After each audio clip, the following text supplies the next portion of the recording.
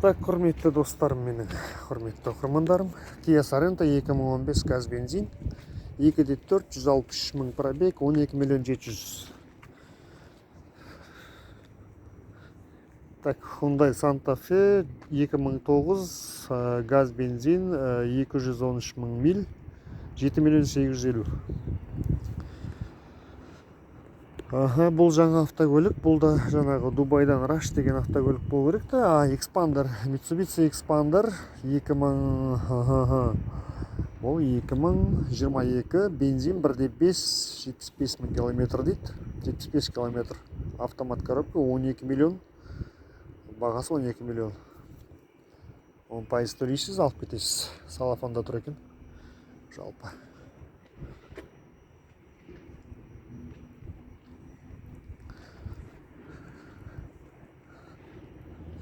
Бұл автокөліктер мына енді семейный автокөліктер деп ойлаймын мен, кәдімгідей. 7 орындық екен. Артында тағы да орындықтар бар, жалпы 7 орындық автокөлік. Бағасы айттым, 12 миллион. Қазір енді өздеріңіз естіп жатсыздар ғой. Так, өздеріңіз естіп жатсыздар ғой да, қазіргі жаңалықтардан айтып жатыр. Оған бір жеке бір видео арнасам ба деп отырмын. Жалпы мына көліктердің, автокөліктерден бізден транспортный налогты алып тастайын деп жатыр. Оны алып мына бензинге шетелдерде осындай нәрселерде бұрыннан менің ойымша бар сияқты, и соны бізге енгізгелі жатыр екен, қарастырылып жатыр.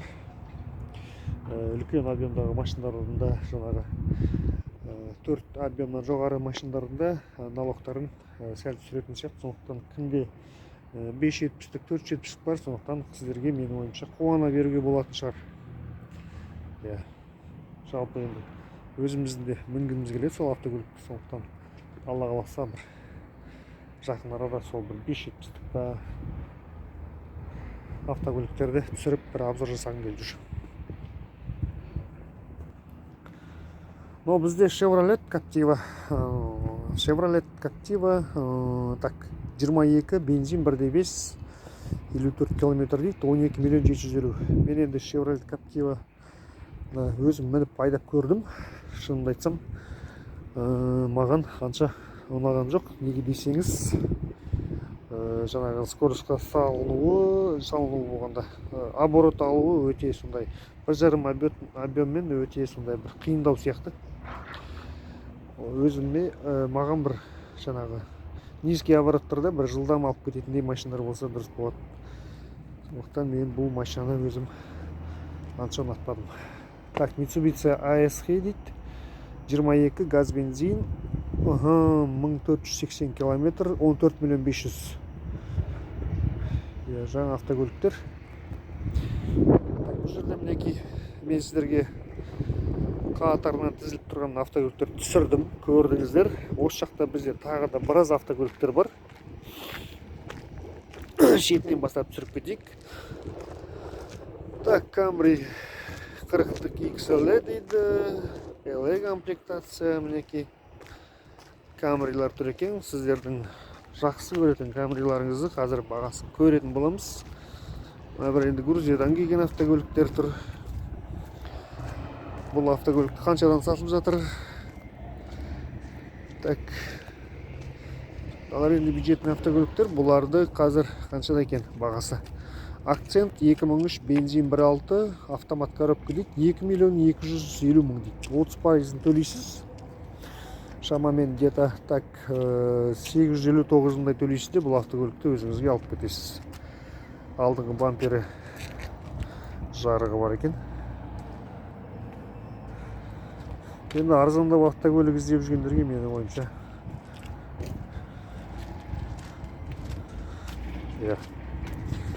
арт жағында енді біраз жасайтын жерлер бар сияқты. Есігі жабық тұр. Так, мына бір 50-ті бағасы 2014, 2.5, 133 миль, 9 миллион 450. Осындай қара әдемі түсті 50-ік бар екен.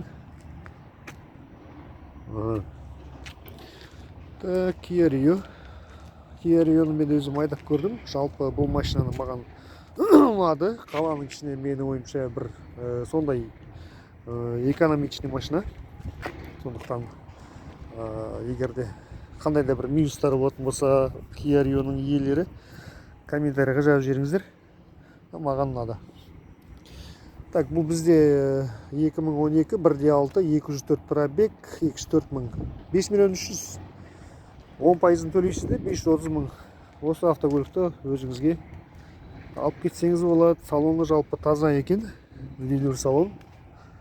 Осындай автокөлік іздеп жүрген болсаңыз, бұл автокөліктің бағасы 5 миллион 300. Так, Camry бізде 2010 2.5 232 миль 7 миллион бағасы. Осындай кішкене алдыңғы жақ бамперлерін жасайтын жерлері бар сияқты. Енді жалпы Camry деген кезде менде шыны керек кейінгі кезде осы 40-45-ліктерде жаңағы енді уақыт өздікін алады. Бір жерлері соғылған, бір жерлері сылған Camry'лар елестейді. Енді 50-ліктен былай қарай, наверное, дұрыс шығар деп ойлаймын. Сондықтан өздеріңіз таңдау өздеріңізде. Camry.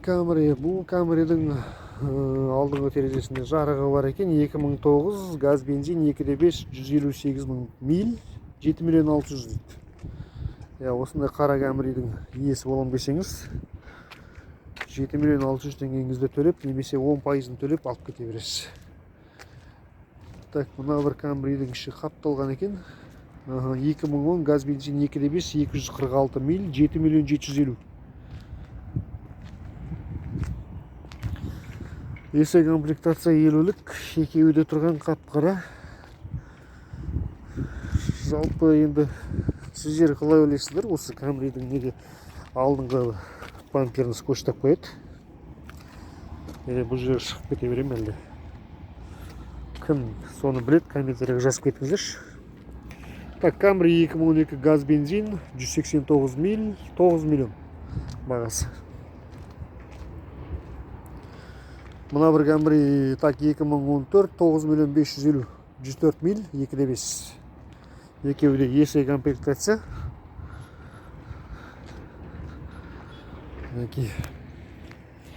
Так, бізде мынау Kia Rio 2020 8 миллион 750 65 мың пробегпен. Қазіргі Kia Rio 20-шы жылғы 2014 мынау да, қателеспесем, Kia Rio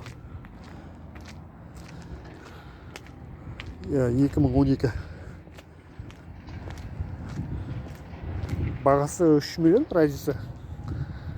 Менің ойымша 20-ға сіз по-любому осы 20-шы жылғын алатын шығарсыз да. Жаңарақ таңдау өзіңіздікі ерік. Так, мынау бізде Kia Cerato 2012 газ бензин 2-лік 185 мың километр дейді.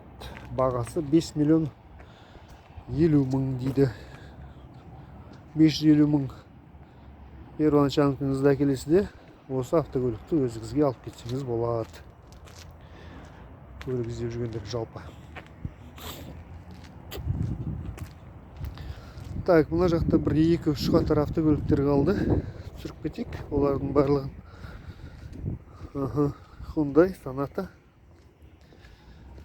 Hyundai Sonata 2010 газ бензин 2-лік 189 6 миллион 400 дейді. 10% төлеп осы көлікті алып кетсеңіз болады. 50-лік бізде Camry 12 2.5 107 миль 8 миллион 150.